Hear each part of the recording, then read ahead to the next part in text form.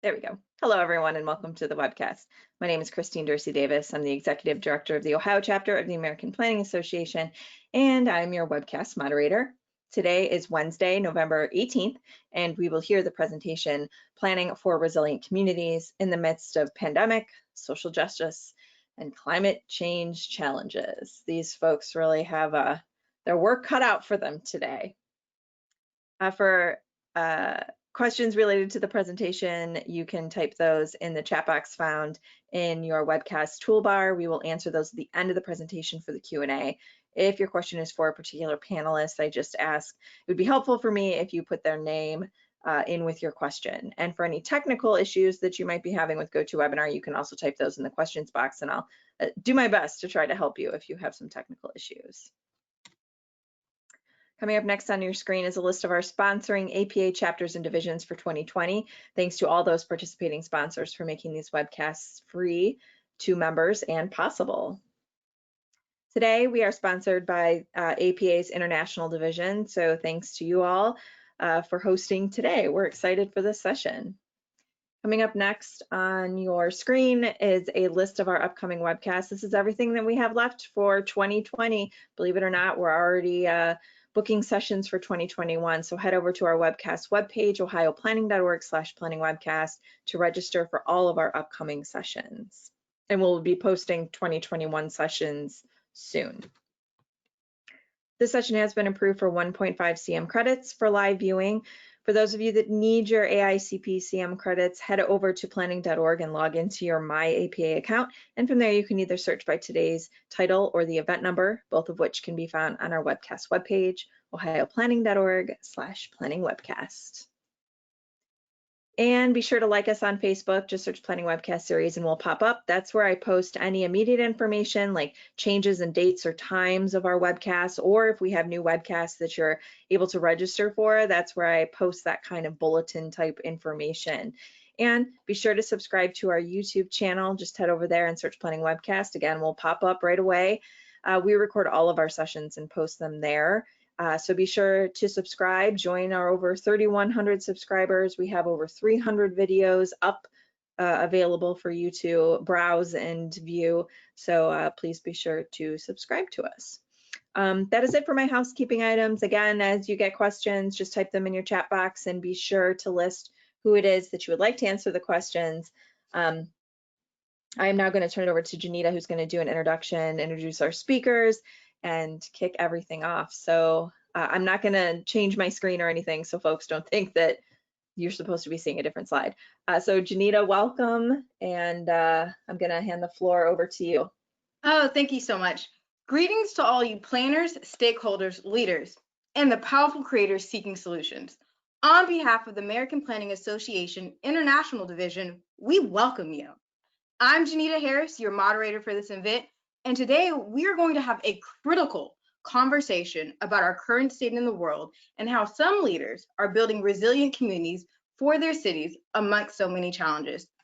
We want planners around the world working together, learning from each other on how to build resilient communities in the midst of a global pandemic, social justice crisis, and climate change. That's why we're all here today, and we know it. And today we have incredible experts from the field who have not only given this some thought, but have application to this. I don't know about you, but I'm super excited and I'm super pumped because more than ever right now, we need these critical conversations. So we invite you to not only listen deeply, but draw a new future for yourself and your city. We are at a pivotal moment in the collective human history right now. So as you're going through these presentations, ask yourself, how will you be the change the world needs right now? How will you create communities for all? This webinar will integrate experiences from different contexts, the USA and Europe, to discuss together how planners can deal with these contemporary challenges. Each speaker will share their approach to tackling their city's problems, and then after that, we're going to have a Q&A where you get to ask questions and we take them live. So with that being said, are you ready? Because I'm definitely ready. I'm excited to learn. I've got my thinking cap on, and I'm ready to re-envision what this world can look like. First, we're going to have Senior Planner Brittany Drakeford from the Prince George County's Planning Department in Maryland, followed then by Chris Castro, Director of Sustainability and Resilience for the City of Orlando. And then after that, we will have AnneMarie Yitzbio, the Hague's first Chief Resilient Officer, part of the Global Resilience Network from the Netherlands. Talk about a powerhouse. With that being said, welcome our first speaker, Brittany Drakeford.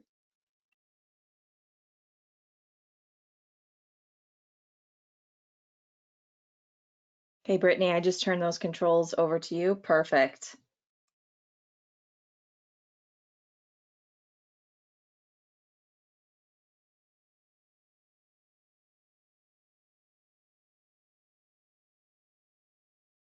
Good afternoon, and thank you so much for the opportunity to speak with you today about sustainability and social justice, and particularly about some of the research and community initiatives and policies that I've had the opportunity to work on in Prince George's County. That's working as a planner and then now as a special assistant to our awesome planning director in Prince George's County, but then also as a community member. Today, Brittany, I'm sorry, your screen is blank. It wasn't for a moment, and now it is. Okay. We just see a lovely white screen. All right. Ooh, there, now we're starting to see something.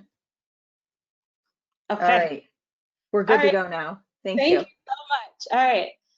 So today I would like to cover just a few components that I hope will first provide some context for new ways of how we can think about sustainability and resilience to include more voices in this conversation. Second, I want to explore a framework of how planners who exist, all of us exist along a spectrum of power, can operate from both a top-down and bottom-up approach to advancing resiliency, equity, health, sustainability, and all these really key factors that we see happening right now amidst a global pandemic, and also as a part of some racial justice and social justice issues as well. And then finally, I'll conclude with just a brief demonstration and a brief exploration of some of the different projects that I've had the ability to work on in Prince George's County that advance cultural, environmental, individual health and sustainability all at the same time.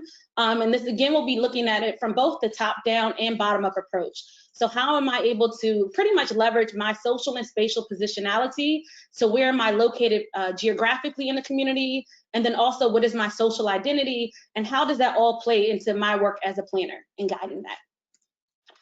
So I think first, when we start these conversations about, what is sustainability or where is resilience, I think we really have to think, first about, and we have to critically interrogate what sustainability and resilience means, right? So often I see, or I talk with planners or, students in planning school, and we solely focus on the environment from our perspective of sustainability.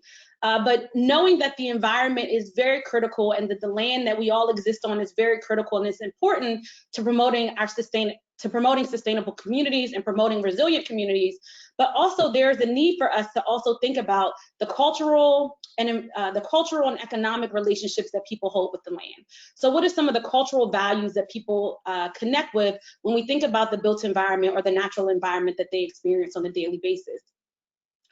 So two definitions that I tend to play around with and explore as a part of my PhD research is, first from the United Nations World Commission on Environment and Development, defining sustainability or sustainable development as development that meets the needs of the present without compromising the ability of future generations to meet their own needs, right? So really being very, very key for me as a planner, focusing on ideas of intergenerational relationships and intergenerational connections as a way to advancing sustainability and equity.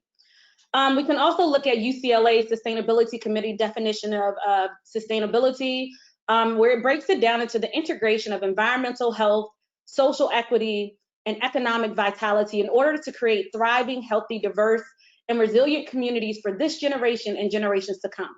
And this is the practice of sustainability recognizes how these issues are interconnected and requires a system approach and acknowledgement of complexity, right? So as a planner and working in Prince George's County, I have to have this constant understanding that where and how I develop policies, how I develop programs to advance sustainability looks at both the environmental health, and also economic vitality. But for me, critically, in thinking about marginalized communities, also thinking about population health then as an indicator of where sustainable communities are and how we can make communities more resilient. Another really good definition that I think really best describes this and explores this is Scott Campbell's definition of sustainability. And this is I call it the planner's dilemma. And Scott Campbell, this is actually adopted from the article Green Cities, Growing Cities, and Just Cities. That really looks at these three conflicts and these tensions that arise when trying to balance those critical pillars of society: our environment, social justice and equity, and then also, economic development. And I think this provides a really good visualization that can explore how complicated it really can be when planners are trying to advance equity, and also when we're thinking about how do we advance equity, sustainability, and resilience, and all of those factors coupled into one.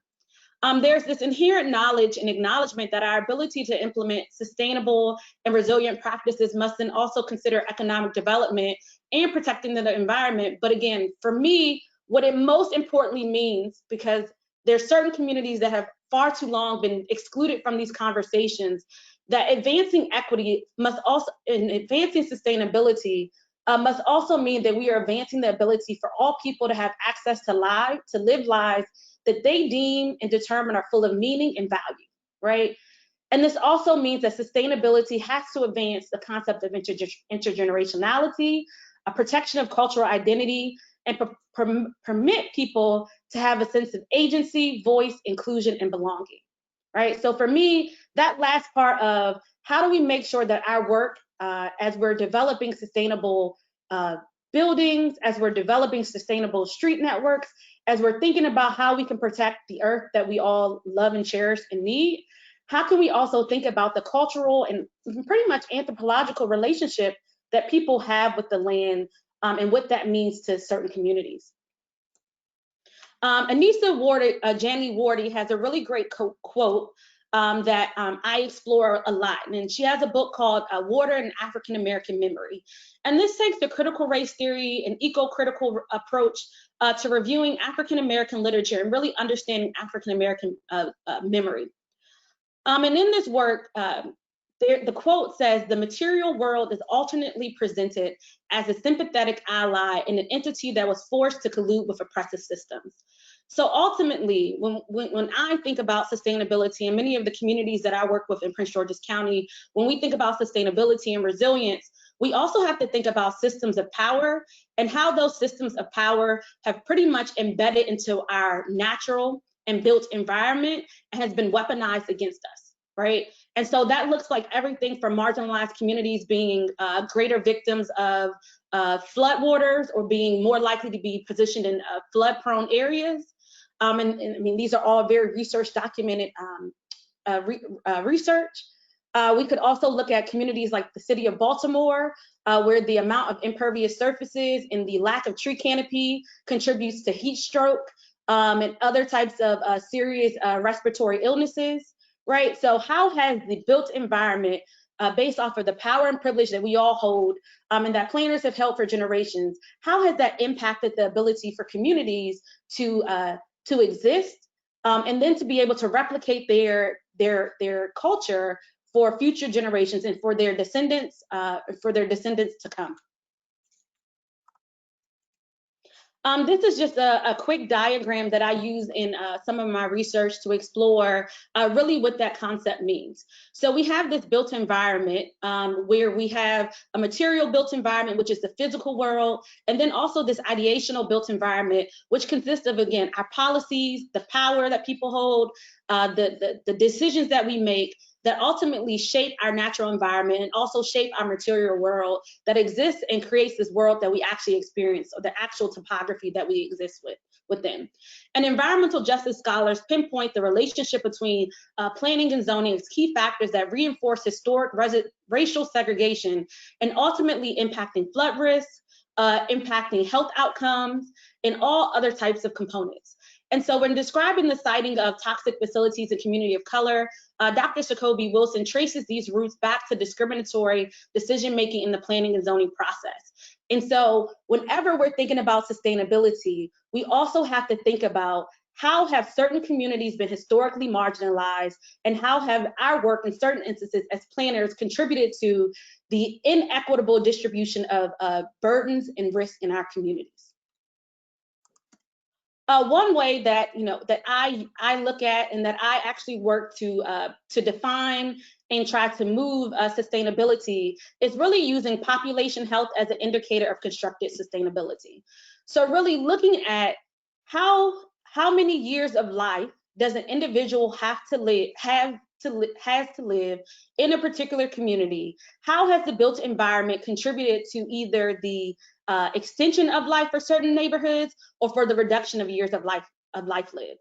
And so, there's a very great saying that your zip code is more important than your genetic code, and that is because all of these different socioeconomic factors, the factors that we're responsible for determining in the built environment as planners, including housing, feelings of safety, access to park, impervious surfaces, locations, recreation centers, all those different components, green spaces, directly tie to how healthy an individual lives. In fact, the Robert Wood Johnson Foundation would conclude that about 50% of an individual's actual quality of life or their actual current state of health is going to be completely determined by the environment in which they live. And so when thinking about sustainability, thinking about how we can advance health and how we can increase the amount of years of healthy life that a person has to live is also another way of indicator that we can use to measure sustainability. So the question that I then ask is, what are we actually doing to preserve communities' ability to connect to their past and their future? And using this then as a definition to define sustainability and resilience. If understanding that sustainability is a generational component, that we're looking forward to making sure that future generations have the ability to celebrate their culture, and that their ability to celebrate their culture is also an ability, or is also determined based upon decisions that we've made in the past. How are we today in the present creating policies that allow people to preserve their communities, and thinking about social communities as well as geographic communities? So here's a photograph or collage of me, and why this ends up being so important to me as a planner, and thinking about sustainability, bringing in new community voices, and then also thinking about how does this connect with my work as a planner. So this is my family, and as you all can see, there are 4 different photographs, and it's me with my mother, right? There's me with my mom, my grandmother, and my family at my grandmother's her retirement party. There's another photograph over here of my family when I was just a young kid. We did our annual Christmas portrait. And then here's me with my graduation at Wake Forest University in 2011. And and I use this in many of the presentations that I present at, just to illustrate, like, there's one person who's missing from this photograph at my graduation, and that's my mother, right? And the reality is that the environment in which she lived, growing up in Southeast Washington, D.C., that because of urban planning practices, whether it was installing new highways, siting, industrial plants in her neighborhood, contributed to a loss of life. My mother ended up developing pulmonary sarcoidosis, which is, directly attributed to air and respiratory conditions based off of air pollution. And so again, connecting back to this idea of what am I, and changing this from what are we as planners collectively to what am I doing to preserve communities or individuals' abilities to connect with their families and connect with their cultural identities and their cultural heritage as a part of sustainability. And so one of the ways that I've started to use to measure resilience or community's ability to be resilient is thinking about community cultural wealth. And this is adapted from Terry Yoso's Whose Culture Has Capital, which really looks at this idea of social capital and rethinking social capital. So oftentimes when you think about resilience, there are times when we go into communities, we as planners may go into marginalized communities and think, well, because these communities have been historically marginalized, that means that, and because they may lack some ability to be sustainable or have sustainable development, that might also mean that they lack this strength or the quality of resilience. But the reality is that communities who have been historically marginalized are some of the most resilient communities across the globe. And we can look at like the community of Mokoko in Lagos, Nigeria, which is a complete floating village, which was a slum, is now home to almost 250,000 people. And this also then resonates for me in Prince George's County when I think about communities in Capitol Heights, Maryland, or even in North Brentwood, Maryland, and how these historic African-American communities, or communities that are pretty much the result of historic redlining and historic segregation, how they have been able to find ways to be resilient and to develop innovative and creative solutions to historical problems when outside help was pretty much distant or not available. So now I just want to go through quickly just some examples of how I have been able to incorporate this resilient and sustainability focus using this the community cultural wealth framework, and also using concepts of familial capital and sustainability. And I use building a resilient food system as key because our food system really touches on all aspects of the land, from growing food to transportation networks to the economy to health. And so thinking about building a resilient food system as one of the key ways that we can think about how to build sustainable and resilient communities. And so I'm going to start with just a few top-down approaches. So that's going to be more so from our work working in the planning department. And then I'm going to transition over to some bottom-up approaches that really look and focus solely on community strategies. So the first is developing a healthy food priority areas map. And this is a map that was developed in partnership with the Prince George's County Council, the Prince George's County Food Equity Council, the Prince George's County Health Department, and also the Prince George's County Planning Department. And this map pretty much identifies different areas in Prince George's County where there are inadequate food availability, whether there is too much unhealthy food or there is not enough healthy food. And so developing a map just to show some of the data analysis to be able to better indicate and better determine where we as planners can develop and deploy resources. Some other work that we've done in Prince George's County, and I say other work, but this is probably really the focus of my work over the past 6 years, through updating the county's zoning ordinance and subdivision regulations, which was about 1,200 pages long, and we've now managed to get that down to about 3/4 of the size. But really integrating concepts and integrating new zoning practices and new zoning regulations that encourage the development and encourage a healthy food system. In the county at a time, we did not permit food growing throughout, so their agriculture was only permitted in certain zones. So now through some of our more sustainable practices, we're encouraging and actually have legally permitted agricultural development across the county in pretty much every zone. We also have reduced some barriers for new farmers, and also have found ways to incentivize the locationing and siting of health food stores and of healthy food availability as well. Now I'm thinking about some of the more bottom-up approaches. So an initiative that I work with is with a local faith community who has developed a creation care approach to sustainability. Creation care is a spiritual practice for them, which then integrates concepts of environmental stewardship and also in population health and health equity. So for them, they think about how does the built environment connect with how healthy we are as individuals, and how can we do things to advance our community health and make our community more sustainable, while also finding ways to improve our individual population health. And so with this community group, we've done everything from political advocacy.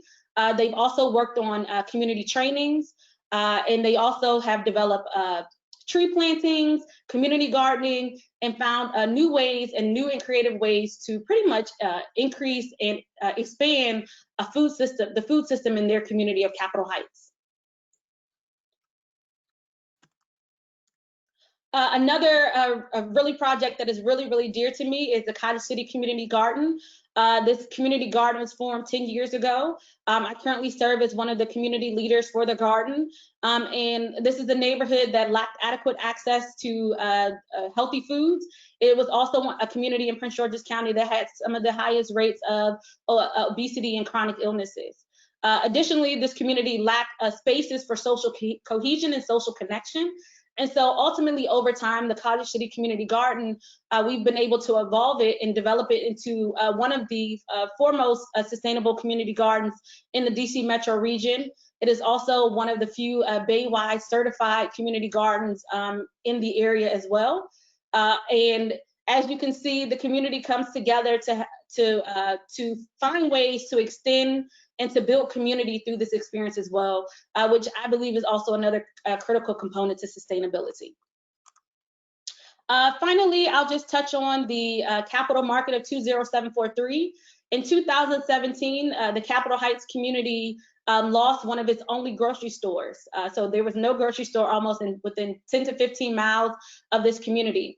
The zip code 20743 in Prince George's County was identified as a health enterprise zone by the state of Maryland. It is one of the few communities that, this is the community that has the highest rates of chronic illnesses in Prince George's County. And it also had some other significant issues as well.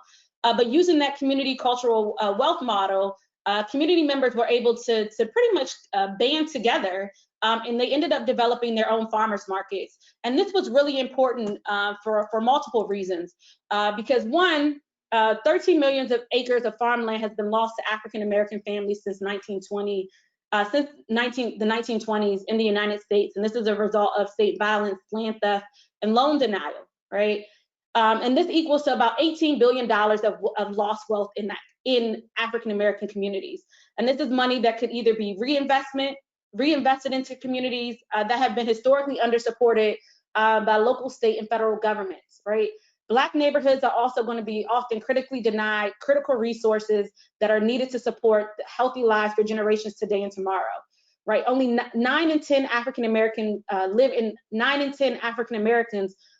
census tract neighborhoods that are without a supermarket. So only 1 in 10 African-Americans live in a census tract that actually has a supermarket. And so the Capital Market of 20743 was really developed as a solution to several issues in the community. One, there was a need for building local wealth and developing a local economic system. Two, there was also this really strong and really bad issues of lack of food access or lack of healthy food access that was also contributing to chronic illnesses. So the Capital Market of 20743 was organized by residents as a farmers market to help solve those two challenges. How can they use their political resources? How can they use their own cultural expertise to be able, and cultural relevancy, to be able to create a solution that improves and advances the sustainability and resilience of that local community? And so I'm really excited to say that the Capital Market of 20743 is in its 3rd year. So it's a very new farmers market. The farmers market average anywhere between 250 to 300 people a market, which for a new market where the sole clientele is predominantly African Americans, in a community that has been historically underinvested, was a really great opportunity. So with that, I think that just goes over some of the sustainability work that I've been able to work on in Prince George's County. And I think I'll turn it over to Chris Castro, who'll talk about some of his work in Orlando.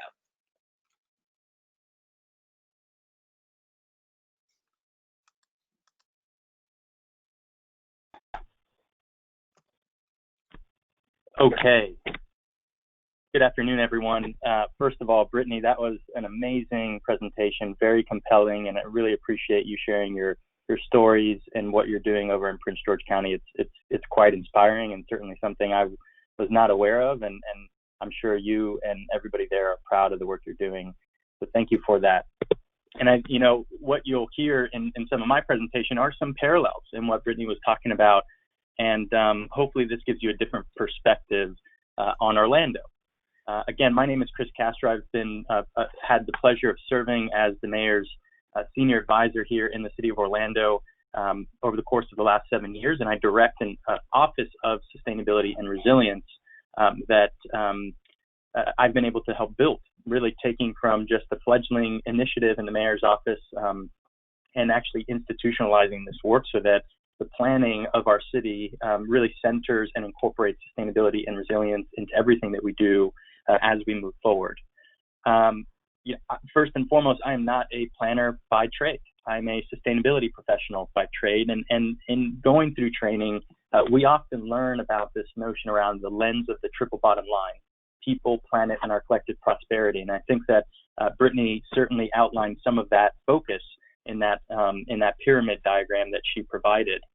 The other thing, that we're facing as it relates to COVID and the public health crisis is that this crisis has really underscored the importance of these interconnections: the health of our environment and the health of our public and the health of our economy, and how all three of those are so directly interconnected that they can't be looked at in a siloed fashion. And I think the idea behind moving our communities in a sustainable direction following this crisis is to think, how can we really center back this triple bottom line lens for any given policy or program that we're looking to bring forward to improve the quality of life, the health and well-being of our residents, of course, environmental protection, and lastly, continuing to grow a vibrant and growing economy. So first of all, in our journey here in Orlando, we have been fortunate to have a mayor, Buddy Dyer, who's really centered and prioritized sustainability and resilience for quite some time. Our effort, Greenworks Orlando, was launched back in 2007, and it had a very strategic initiative to really begin identifying different ways in which our city can plan for the future in the present, and looking at ways to protect natural resources and the environment, improve public health, reduce air pollution and carbon emissions, get us to adapt and be prepared for the already witnessed climate impacts that we're facing. But often what is left out in the sustainability lexicon is equity and social justice. And one of the questions that I always center back on is sustainable and resilient for whom? I think all of us are under the impression that there are inequities in our communities, burdened by Black, Indigenous, and communities of color primarily. And part of our role in Greenworks Orlando is to meaningfully address that issue head on. The other thing I wanted to mention is that we are also looking at this global framework of the Sustainable Development Goals. And more, I'm part of these networks of cities in the United States and around the world. And I'll tell you, over the last 8 months, we have started to look back to the Sustainable Development Goals as this unifying framework of the 17 global goals that essentially is the Rosetta Stone on how to move our cities and communities in a direction that reduces inequalities, eliminates poverty, and protects ourselves from the threats of climate change and the environmental crisis that we're facing. And so I do think that that's relevant as we all look for future ways to incorporate in our plans sustainable development goals. Now, as I talked about in centering equity, one of the things our city, and I'm proud of our city in doing, is we are in the process of hiring our first Chief Equity Officer. This is a brand new position. We actually just started our interviews for it. But the idea is to elevate this Chief Equity Officer the same way that in 2007 our mayor elevated sustainability, and has now become this culture, not just internally across city departments and divisions, but across the community. Partnerships with our utility and transit authority and metropolitan transportation organization, to our academia and business community and airport. These institutions are all critical in creating this culture of moving our city in a green and now an equitable direction. And I think that's really important to center. What we've started out doing is beginning to map the inequities down throughout our communities, uncovering challenges around housing, energy and water, transportation, and local food burdens, areas where we have food insecurity. And so we've worked with GreenLink Analytics and NREL and other groups to begin to really map out some of the data so that we can be data-driven in our decisions and the development of various programs. As I go forward in this presentation, I'm going to be talking about several different themes and topics of our sustainability initiative and how we're beginning to address some of these inequities that we've uncovered through these mapping exercises. So the first one I want to talk about is buildings and what we're doing to advance greener buildings. Something to know about the inequities that are faced in some of our communities is that they're getting impacted before, during, and after these big emergencies and crises. Of course, here in Florida, we're subject to extreme heat and extreme weather events like hurricanes and inland flooding. These are some of the climate vulnerabilities and risks that we've identified. And what's interesting is when you look at low-income communities, they're hit across the board. Not only are they dealing with, they're dealing often in communities that are subject to poor air quality, near industrial sites, as Brittany was talking about, redlined in different parts of our community, away from other employment opportunities and access to food. These are serious challenges, right? So we have that on the front end. Also, they're often high renter populations, and they tend to be in high energy burden, meaning they're spending sometimes 2 and 3 times as much per square foot than more affluent communities just a mile down the road. And so they're getting hit with higher utility bills. And then lastly, when a hurricane does come, they're often the most impacted and first hit, right? And so we have really tried to figure out different tools, primarily financing tools, that can help homeowners and renters with addressing the energy burden. Here are 3 different programs at the top there that you see. Efficiency Delivered is a partnership with our utility that provides free home energy assessments and up to $2,500 to make weatherization and energy efficiency improvements at no out-of-pocket expense to the homeowner or renter. And then the majority of that money is covered based on household income. So it's an income-based subsidized program. We also have property assessed clean energy, SAFE. And then lastly, SELF, which is actually a partnership with a nonprofit clean energy lender. They're a community development finance institution, and what they've done is they take low interest loan capital and they offer it to communities, primarily low and moderate income communities, as low interest loans so that they can improve the resilience of their home, whether it's new windows or patching something on their roof, to actually installing new hot water heaters, air conditioning systems, even solar panels. And so we've really seeing the benefit of these programs and millions of dollars of investment over the last couple of years after we've enabled them. The other thing on buildings is we've required now that all city-owned facilities achieve a higher performing green certification. They've been required to be at LEED certification, and we just last week changed our internal policy to require LEED Silver certification for new buildings. And this isn't just good for the environment and the impact of reducing energy and water, it also improves the indoor environmental quality and therefore the productivity of workers and those that live and work in these buildings. So across the board, whether it's our Amway Center or fire stations or neighborhood centers or other types of venues, they're all being built to this higher performing spec that's not just efficient over the long term from a financing perspective, but beneficial for public health and the environment. Again, back to that triple bottom line perspective. And to the private sector, what we have just launched a week ago is a new green building incentive program that's really centering providing property tax rebates to new developers, including those of affordable housing, so that they can recoup some of the marginal increase in cost to get to these higher performing specifications. So we are now offering for the first year of property taxes up to 50% for LEED Silver to match the city's internal mandate, 75% for LEED Gold, and 100% of your first year property taxes back if you hit LEED Platinum or above. And we feel that this is going to spur a market for greener, healthier, higher performing buildings in our city. And then as it relates to resilience hubs, this concept of trying to convert critical facilities into these neighborhood hubs that could be activated before, during, and after any given critical event. We have started to pursue funding to begin retrofitting some of our community centers with the capability of rolling up backup generators or adding battery storage. We're installing rooftop solar across the city on fire stations and community centers. We just finished our 7th solar array this year. And in addition, we're trying to ensure that these neighborhood centers that are located equitably throughout the city also have some backup food pantry and ice storage, have filtered water, redundant communications, and really are that hub in case of a disaster. Some of these even become a house of refuge in terms of following a major storm for some of the communities that may have been disproportionately impacted. So we're beginning to think about how do we take these critical assets in our community and make them resilience hubs in times of shock and stresses. Now, a quick transition from buildings on the supply side or on the demand side to clean energy on the supply side.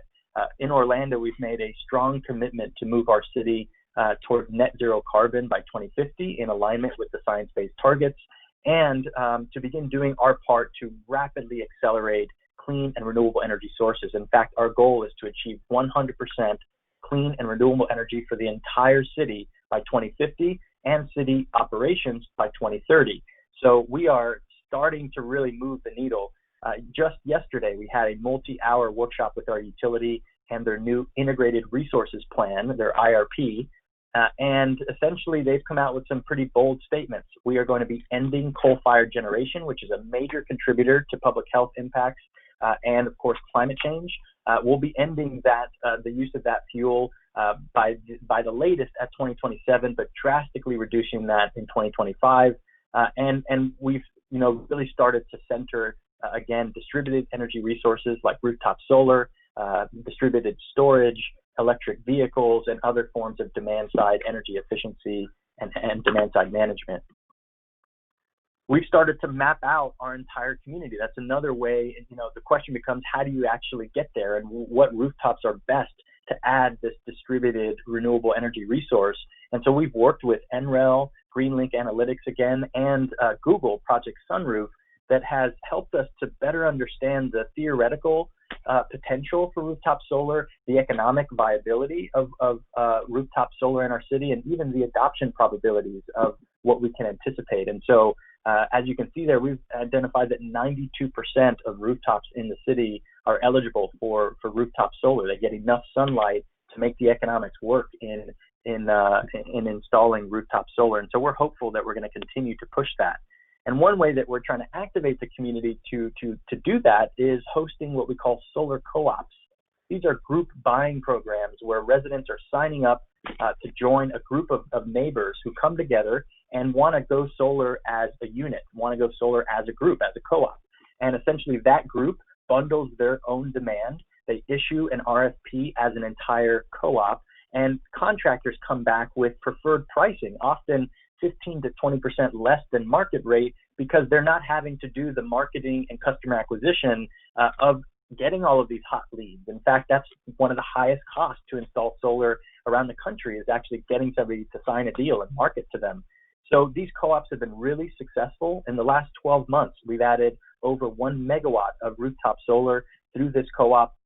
And again, hundreds of homeowners who are now in the pipeline of being educated about solar and soon to be installing on their own rooftops. And of course, we can't just talk about rooftops, because as we transition an entire electric grid, we have to start talking about supply side renewables. And this is a very short video of our recent 108 megawatt solar farm that we just brought online, taking an old cattle ranch land and actually converting that into a farm that's capturing sunlight and producing clean, emission-free, pollution-free power. And again, we anticipate needing to ramp up significant more of these at scale, not just on rooftops, but also on floating on our ponds. We actually have photovoltaics going on in Orlando, where we are actually floating solar panels on retention ponds as a new and innovative application. Quickly pivoting over to transportation real quick, one of the things that we identified in doing that equity mapping is that there were many transit dependent neighborhoods that were basically being polluted by dirty diesel buses. And they've been subject to that type of pollution for, quite frankly, generations.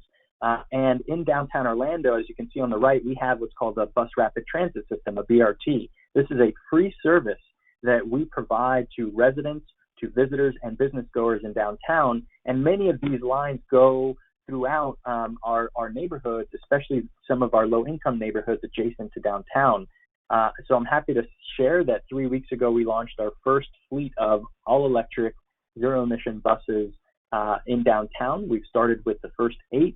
We'll be scaling to 14 by the end of next year, and the goal is to have 100% of all of the transportation public fleet to be electric and alternative fuel by 2030. That's about 150 more electric buses over the course of this decade in order for us to achieve that 100% alternative fuel and electric goal. So that's a big move. And I did have also another short little video of the unveiling of this new recent electric bus. The beauty about these things is that there are no tailpipe emissions. So of course, the particulate matter, NOx and SOx are eliminated completely.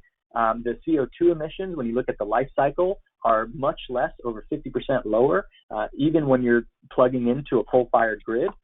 And on top of that, people don't realize that when we move towards electric vehicles, we support local economic development, right? Most of the times we're buying oil and gas that we don't produce or manufacture or refine here in the state of Florida. We're sending our money out of state.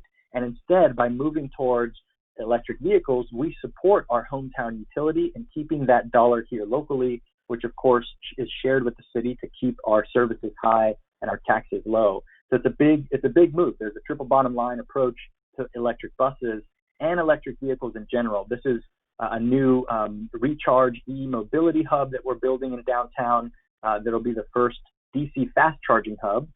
And then on the right bottom corner there is a map of where we're adding another 100 electric vehicle chargers around the city. These are open to the public, and they're targeting neighborhoods and locations that are not just your affluent communities. We want to make sure that we're not leaving behind affordable housing properties or low-income communities, and also moving forward with adopting electric vehicles. We know that right now they may be a little bit higher, but by 2025, projections are they'll be equivalent in price to a gas vehicle, and of course cheaper over the lifetime by $4,000 to $5,000 over the life of the useful life of the vehicle that people will see by moving into electric.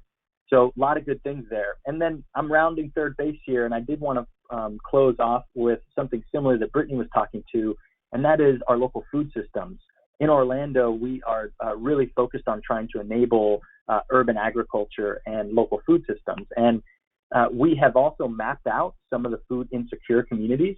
Our goal is for every resident to be a 1/2 mile away from a grocery store or local food source where they can get healthy, fresh produce, vegetables, fruits, etc., not just fast foods and the like, or a corner store that you can buy canned foods in. So we've started to build out a program here called Grow a Lot in Orlando, where we are turning vacant city lots into urban farms and partnering with nonprofits to activate them. And that, of course, hits economic development as well. We had one of the first front yard farming ordinances in the country, and that bottom right image is somebody's front lawn, believe it or not. I actually am a co-founder of a nonprofit called Fleet Farming that literally activated, because of this policy, created a new model to turn neighborhoods into agrihoods, begin retrofitting homeowner lawns into micro organic farms, and creating a network of them in a community, all collectively helping to meet the needs of our community and sell that produce at local SNAP eligible farmers markets below market value. So really interesting innovation happening as well to use wasted land, usually homeowner lawns, and activate them. We have enabled backyard chickens, up to 6 hens, no roosters. We have urban beehives that we now have up and running, a community garden network of over 700 garden plots, enabled cottage food industry for an occupation, a home occupation, and are now exploring a food system ordinance, very similar to what Brittany mentioned around zoning, and have looked at our entire zoning and land use and now have ranked different types of intensity of agriculture or the food system and identified where within our city we would want to enable that type of growth, right? And that doesn't just include growing food, but also properly disposing of that food and community composting. We have a great backyard composting program in Orlando where we provide free 80-gallon composters to every resident that wants one, and now have over 8,000 homeowners participating in that program.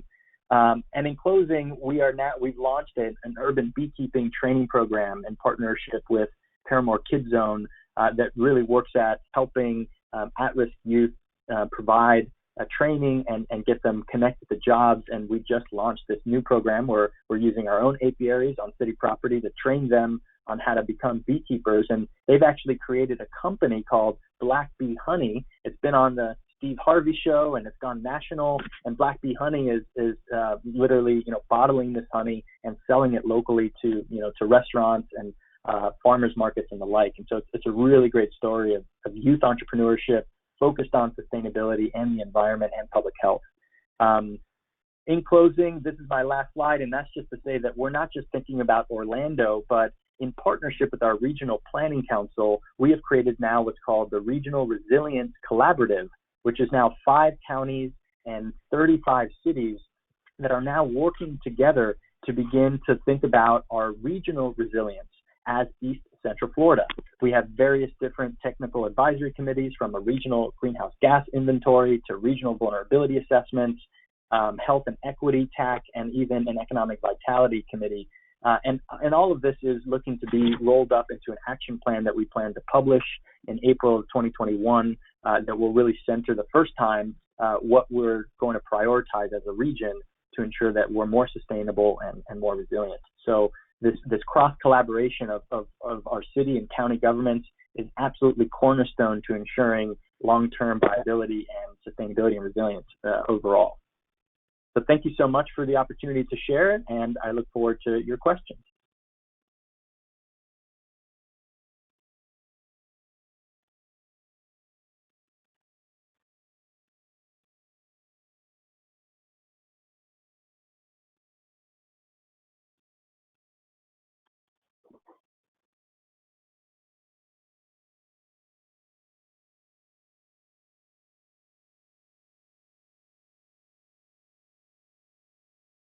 And if you're speaking, you are on mute.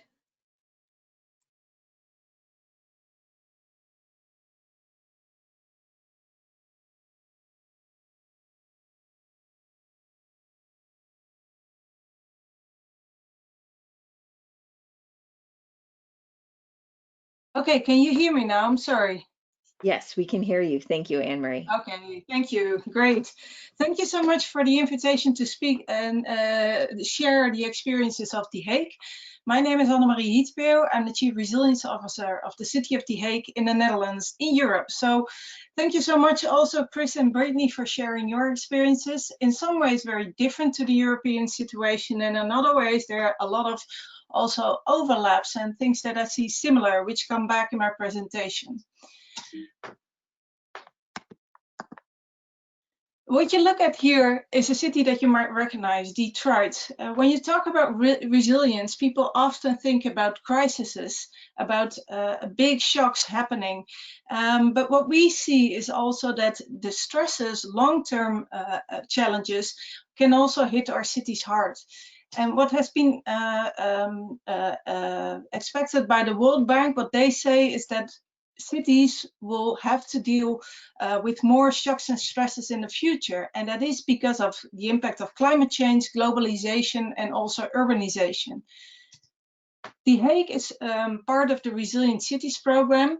And what we look into is that we as cities become more resilient, that we can survive, adapt, and grow, no matter what kind of shocks and stresses we are faced with. Shocks meaning acute shocks happening to your city, and stresses, for example, unemployment, can also really have a big impact on your city. So when you're hit by a shock or a stress, and I'm looking now at this diagram, you're not getting into a negative spiral, but you learn from it and you get better out of it. And especially during crises like we're in now at the moment in this pandemic, it's very important to also think about how to build back better. And that's what I would talk about today in this presentation. A little bit about my own background. I'm a planner and a geographer. I worked in the Netherlands, but also in New York, Shanghai, and London. And now I'm back in The Hague in the Netherlands for a while. The Hague has been part of the 100 Resilient Cities Network that has transformed in the Resilient Cities Network recently.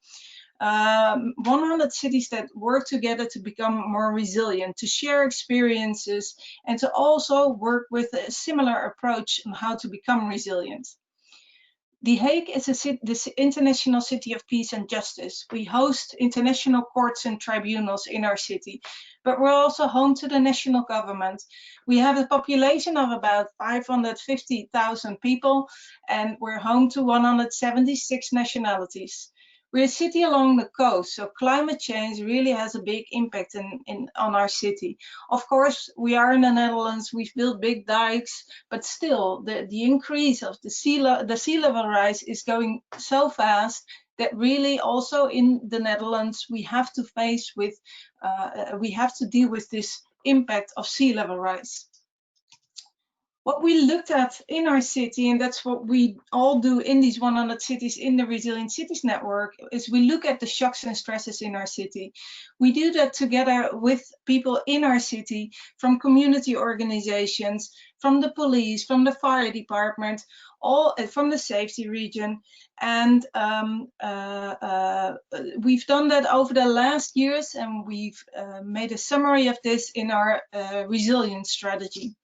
So some of the shocks and stresses that we've talked about is, for example, cyber attack, extreme weather, a pandemic, terrorism, but also long-term stresses, like, for example, digitization, segregation, unemployment. And when you look at these shocks and stresses, you also see that some of the challenges that we face cannot be seen separate. Here, the map that you're looking at is the heat island effect in The Hague. And in the city center, which is coloring very red, we see that the heat island effect is has a lot more impact in those areas than in some other areas. If you then look at the same map and we then look at the livability index, you see that in these areas where we have a heat island effect are similar areas as those where we see more poorer people, more vulnerable people in our city. And when we then look at if these people in those more vulnerable areas where it becomes more hot in the summer, then it's also difficult for them to have access to green spaces. When you look at what we do as a city government to work on climate change adaptation, we, for example, have a green roof subsidy. But when you measure where people have applied for this green roof subsidy, it's often not in those areas where we need it most, because these are the places where people really are surviving. They do not have enough money to develop a green roof on their houses. So we really have to look at what are the measurements that we take, and do they really lead to the right, to what we actually want to deliver in our cities. And especially when you talk about heat, it's those places where it becomes more hot, where we need to see the impact of our measurements. And when you now also look at the impact of COVID, this map shows the possibility for social distancing. And in the areas in the city center, streets are smaller, the sidewalks are smaller, so it's more difficult for social distancing in times of COVID-19. And what we also see now is that these are the areas where people are more vulnerable, again, also for COVID-19. So there are more cases in these areas. So a lot of the topics come together in the same areas in our city. So what we've done over the last summer, talking about this topic of heat for now, is that we, on the one hand, really looked at communication. How do we reach people to prepare themselves how to deal with heat? We did that together with the Red Cross, and to reach also those people that might not always read the local newspapers or listen to the Dutch news radio. We also included flyers, also in different languages, in food packages that were sent out also during the times of COVID-19. What we've also done over the last years already is really looking into greenifying our open spaces. And what we really need to do more is focus on these areas where the problem is the largest and where the more vulnerable people live in smaller apartments. And here you see a very good example on this image, which was completely a square that was completely paved. that we made into a park area, and we did it together with the community and the children in the area, so that they also learn why greenifying your city is so important. In the end, what I mentioned is we developed a resilience strategy, and in this strategy we have 5 resilience opportunities that we looked at. So working towards an inclusive society, getting everyone ready for the new economy, which is about digitization and cybersecurity, adapting to climate change, risk aware and prepared, and partners in resilience. And as you see, it's much broader than only climate change adaptation. Now with COVID-19 impacting our city, we see, as I mentioned, that some of the areas where I talked about earlier in the city center and the surrounding areas where more vulnerable people live, they're also being hit hardest by COVID-19. And when you look at the shocks and stresses, and when you look at COVID-19, you see that some of these shocks and stresses are even becoming becoming a bigger problem. For example, a cyber attack. Because everyone is working at home, we're so much dependent on a good connections, but we're also much more vulnerable for cyber attacks because we're not working in an office that's well protected. You work from your own computer. And of course, the pandemic itself has shown that the impact is gigantic.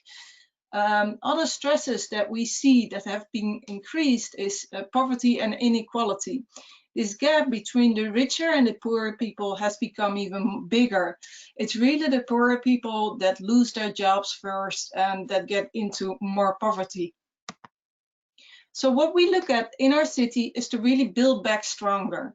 When you're hit by a disaster, of course, you first go into a crisis and you need to respond acute to what is happening in your city. But then it's also about how to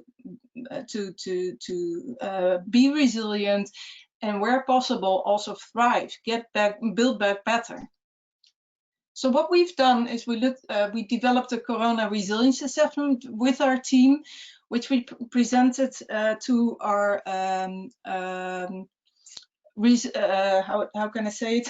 Sorry about my English. We presented it to our steering committee on Corona. And what we've done is we gathered knowledge and ideas from our communities how to build back better. And also gathered ideas from the Resilient Cities Network from other cities. And some of the ideas that we came up with is really to greenify the city, but use also this greenification to create work for unemployed people, train unemployed people to work in education and health, those areas where there's really a lot of jobs because we need more people in those areas. We also looked into creating jobs in the energy sector, like the sustainable energy. And of course, a very important one, how can we learn from this crisis to be better prepared for the next pandemic, as we can understand that this might not be the last pandemic that hits us. So we just released a recovery plan, and we have invested, or we will invest 133 million euros to work on these 7 topics, which is about participation, more work creation, in education. We see that the youth especially is hit very hard because of this crisis, and really invest in sustainable energy solutions and prevent people from getting into really problematic debts. Action that we take in the city is on 4 topics. I'll talk a little bit about these 4 topics. The first one is really sports. What we see is a lot of people need to stay at home, and it's so important for people to go outside. So there are these street sport programs initiated in the different neighborhoods. And of course, the measurements are like almost every 2 weeks different. So sometimes it's not possible to do this, but as soon as it is possible, people need to go on and do sports and practice. And another initiative is the Participation Kitchen. It was an initiative that was already developed before this whole crisis, where people cook together and they eat together. That's a way to get to learn each other, people from different communities in the city. And this Participation Kitchen, in the times of the crisis, they prepared meals for, in total, 100,000 meals for people in the city that needed it most. And that also, by bringing these meals around, people that were very lonely also get to see somebody and ask how they were doing during this crisis time. A third topic is energy transition, what we really see as a win-win situation. And Chris also gave a lot of examples how our city needs to transition our energy provision. And we also see this as a big a motor for job creation. A lot of people will lose their jobs during these times. Let's start now to train these people to be able to get jobs in the energy sector, the sustainable energy sector. And the last one is on climate adaptation. I already talked about heat, but of course also heavy rainfall really affects our city. So we created a lot of initiatives. This is also in a part of the city where there are more vulnerable people, where there's not a lot of green. So in this area we created a park, but under the park there's an urban water buffer to collect the water, the heavy rain during times when it's raining very heavily, to collect it so that you can use it during droughts or times of heat. Well, this was my talk, mostly also about COVID-19, the impacts and how we try to recover and also build back better. Thank you very much, and I hope you have some questions later on. Wow, thank you all so much. That was absolutely amazing. I truly feel so fulfilled and full from those conversations. Part of the reason why I'm genuinely excited about this is because I actually have an identical twin sister named Jaleesa, who went to the University of Cincinnati and became a planner from the awesome DAP program. She also now sits on the Hamilton County Regional Planning Commissions. But prior to her, I never knew how critical and important planners are, right? Like, all of you are the everyday heroes. Our panelists, you are the everyday heroes that often go unmissed. To our viewers who are in the field, you all are the everyday heroes. So when I had the opportunity to do this, I genuinely was excited because I'm like, the time that we are in worldwide, this is one of the most important conversations that we could be having about how we are going to build resilient communities.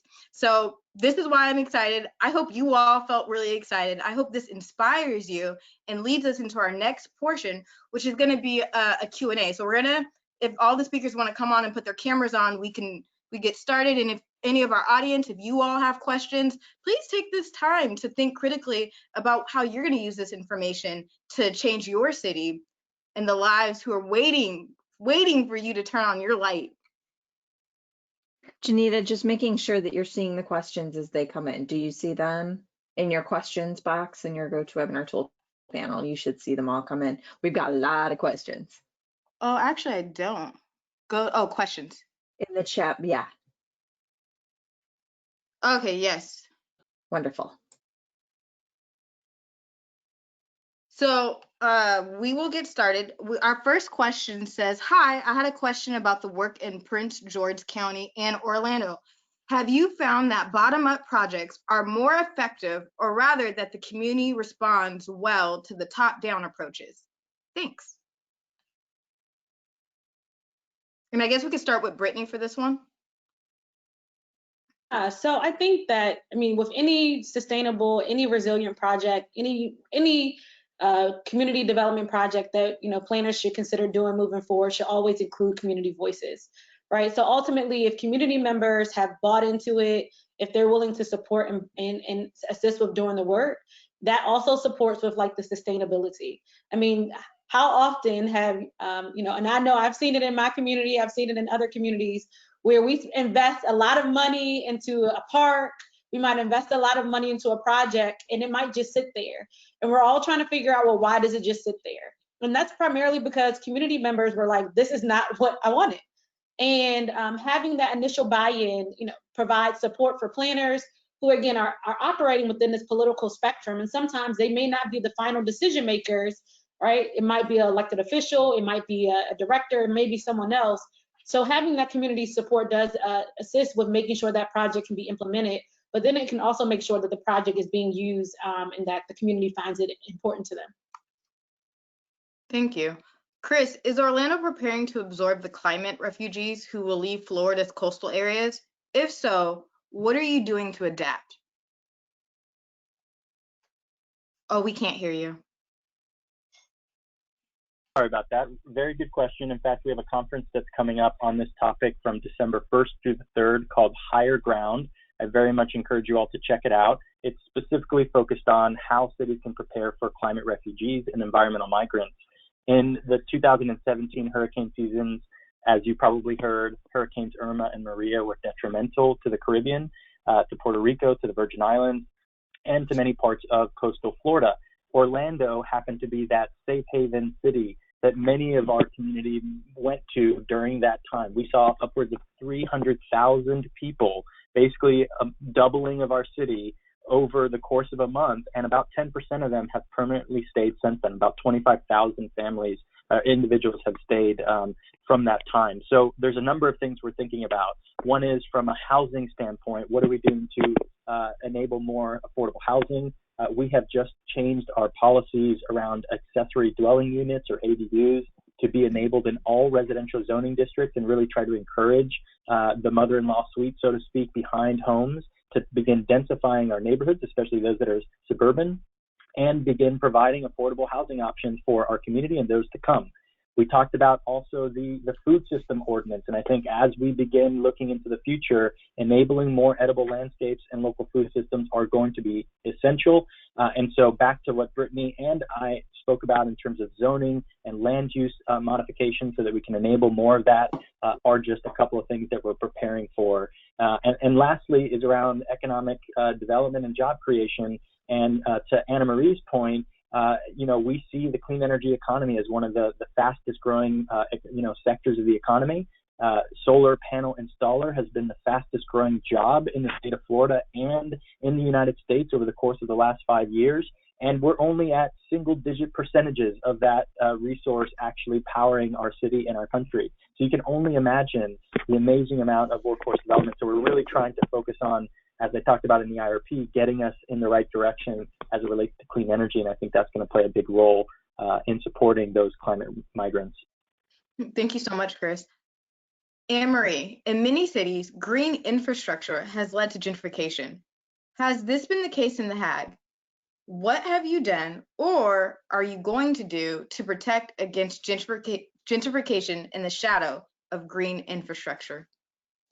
Yeah, great question. On the one hand, it's really great that green infrastructure and investing in green really gives an uplift to your neighborhoods. And indeed, on the other hand, it might drive people away from these neighborhoods. That's indeed what is happening in some neighborhoods. But what the difference is in the Netherlands is that we have a lot of social housing in our neighborhoods. There are neighborhoods where the percentage is much higher than in other neighborhoods, but so there is a system in place that it's not so easy to really get people out of these neighborhoods, because part of them are social housing. But still, it is a difficult thing to tackle, as property prices will go up if neighborhoods become more green and nicer to live in. So it works with this social housing as long as you keep these also in these neighborhoods. But it's a challenge, something that we need to put high on the agenda to make sure that people can stay in their neighborhoods and not being driven out by gentrification. Thank you so much. And one quick strategy on that I wanted to mention. We last year instituted a new community land trust model in Orlando, specifically targeting ways for us to mitigate gentrification as we begin revitalizing parts of West Orlando. So in partnership with our Central Florida Foundation, our place-based foundation, created basically $100 million land trust that offered homeowners, existing homeowners in these communities, the ability of decoupling their land value from their home value, which often, as you begin revitalizing neighborhoods, what often pushes people out is the appreciation of the land value and property taxes, and people's inability to pay those as they grow up. So we're trying to figure out a way to mitigate that rise in property tax burden, and therefore, again, decouple land from home values, which we hope is going to contribute to mitigating the gentrification. We now have over 100 homes voluntarily in that community land trust, and we hope to continue to expand it. So it might be something to look into. Yeah. Thank you so much. Brittany and Chris, in both of your presentations, one of the things that I really understood from it is thinking critically about how we show up in our work. Brittany, you touched up on the importance of not thinking that certain communities are marginalized because they might not have certain type of strengths or weaknesses, right? Can you all walk us through a little bit more about being intentional? Because what I understood from that is that there's an inherent power dynamic when we as planners are walking into communities and we're assessing communities based off of strength and weakness. And from there, we might have certain biases that are unconsciously coming up. How do we critically recognize where we're at so then we can think about creating an equitable plan for the city or community?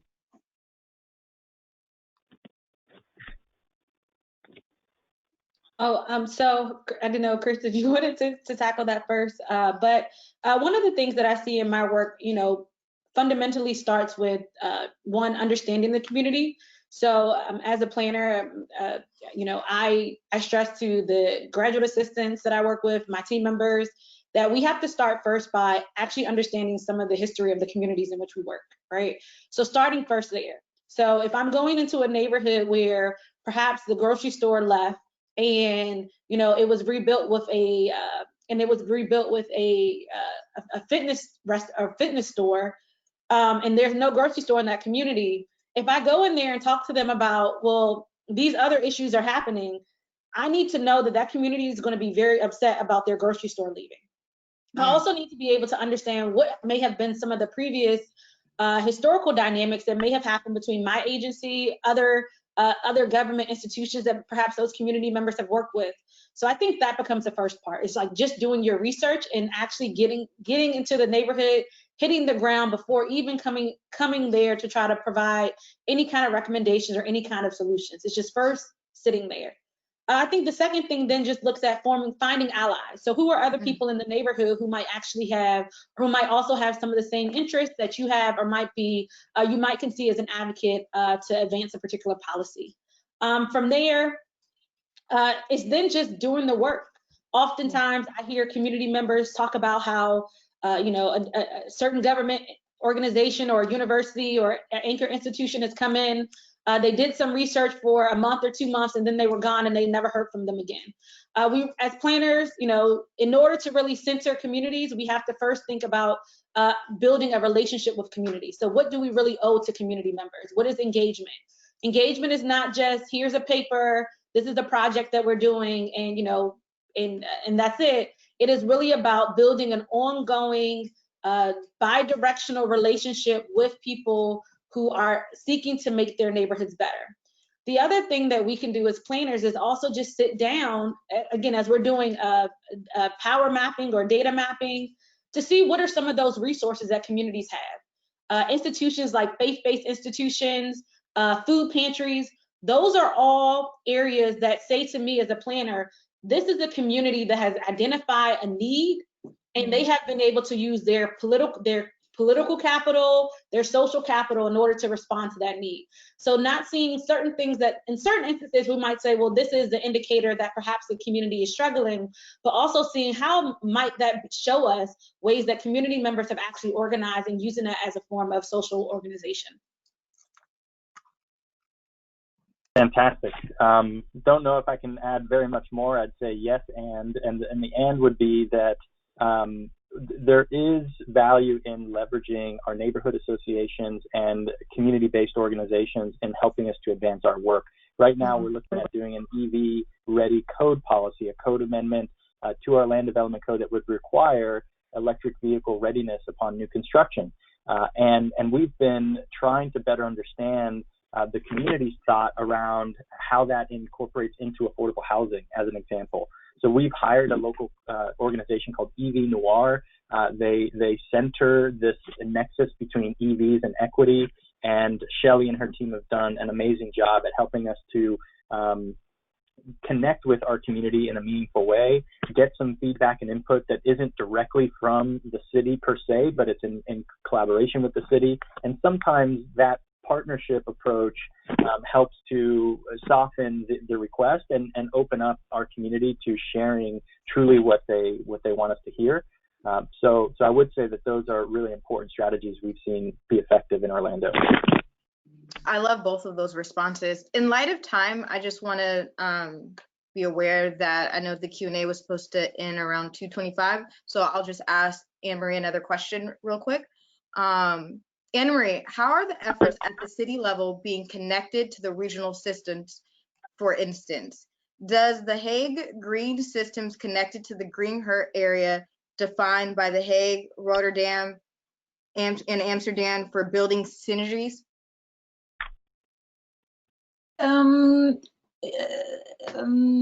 The green, so if I understand the question right, is that if we look in our green systems also more regionally and not only within the city, but in a broader perspective. Mm-hmm. And I can answer that question with a yes, we do that. We cooperate a lot within the region, and we have a province. We have provinces, they are responsible also for green areas.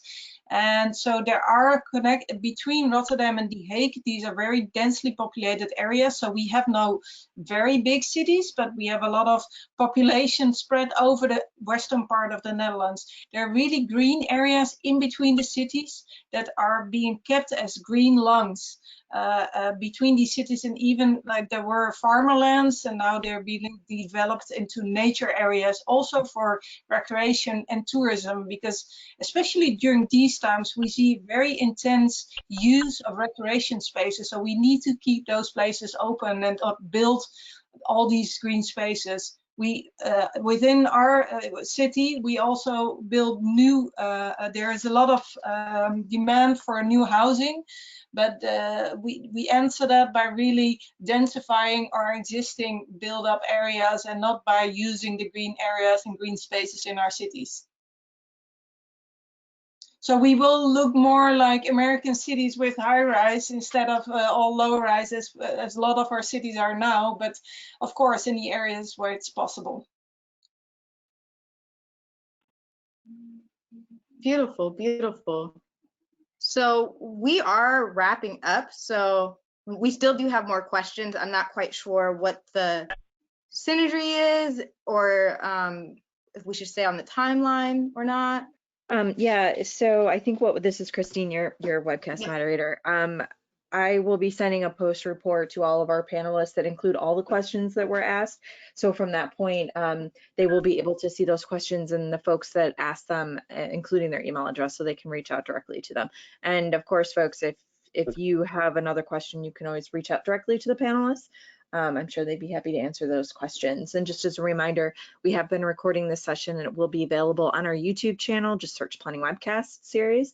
And we'll also have a PDF copy of all of the slide decks available on our webcast webpage, ohioplanning.org/planningwebcast. And don't forget to log those AICP CM credits if you need them. So thanks to all of you and our moderator today for joining us, and to the International Division of APA for hosting today's session. Everyone have a great rest of your day, and we will talk next time. Thanks, everyone. Thank you. Great job.